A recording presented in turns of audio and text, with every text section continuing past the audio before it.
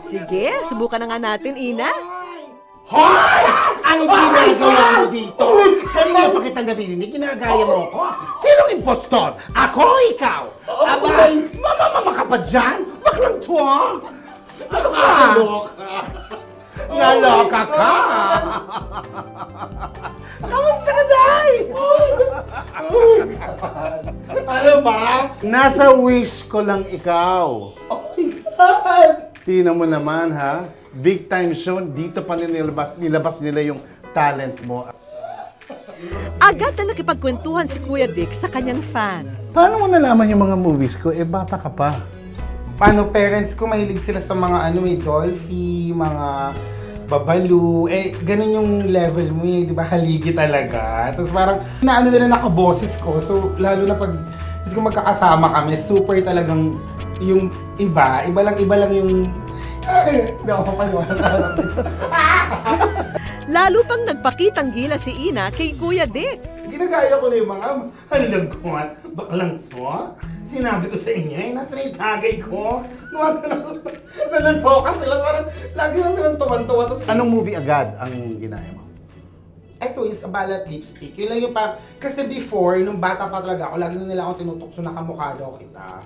Lately lang nung nagva-viral ulit yung, lalo na nung nag-slow mo yung good evening, can you help me? Please help me! Yun yun. Oh my God, parang sabi Yung lava walk. Oo, kasi yung kay Catriona nga, sabi nila, inakaboses mo sa'yo. Sabi ko, seryoso ba yan? So hindi mo naman balak mag-artista? Kasi baka mawala na ako ng trabaho. Ano ba yan? At may good news si Roderick para kay Ina. Hindi mo pinanood yung Balat Lipstick, hindi mo pinanood yung isa pa, yung Dead na si Lolo. Pero yung pangatlo, dapat panoorin mo yun. One of the best. Yeah. Makikita mo yung, basta, yung kikwento. Matutuwa ka doon.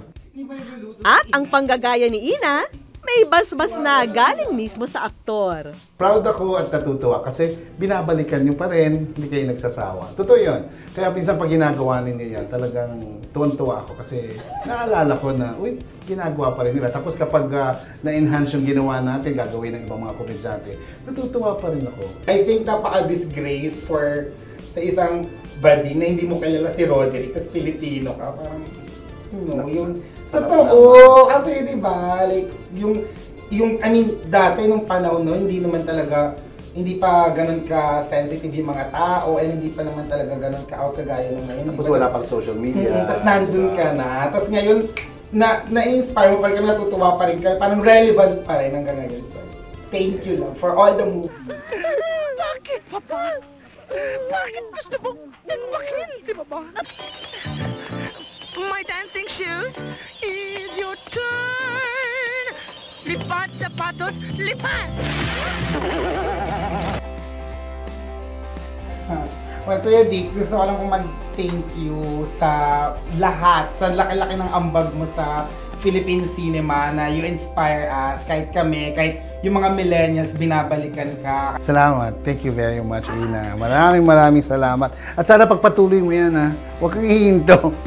Para naman ma-inspire pa akong gumawa pa ng gumawa. Ngayon, meron akong TV show na mag-e-enjoy.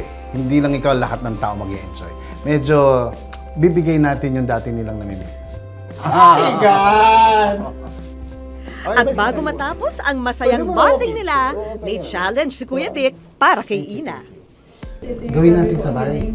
Ven aquí todos papalingin con todo pasa un poquito na mas. Bilis! Batang-bata ka talaga, ha? Okay. And action! Pinky, ven aquí todos papalingin. Hindi na pa muna! Pinky, ven aquí todos papalingin con todo pasa un poquito na mas. Gracias, señora de Metro Manila. Oh! Di ba? Galing! Galing! Thank you!